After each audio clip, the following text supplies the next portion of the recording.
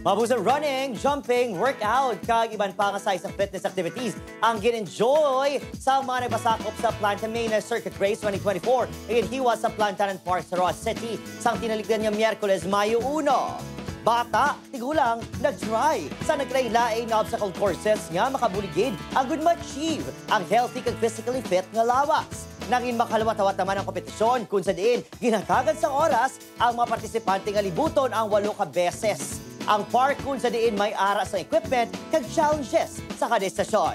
Ang may pinakamalipot na oras among gindeklara nga winner. Siyempre, mas nangin masadyang kahiwatan kaupad ang pride sa Ross City Cappies, si bangus girl Mayan Basa, nga isa na subong ka-sparkle artist.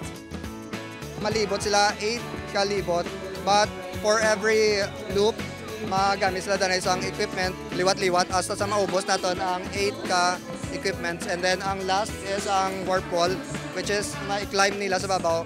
And then pag na-raise nila ang flag, ma-stop na ang time. Bisan ka po'y man sen angkol nag-enjoy gid kita subong kag dapat per me stay fit gid kita, di ba? Kadto na kamo diri sa Plantanan kay open gid po ini para sa tanan ang Plantanan man sen angkol.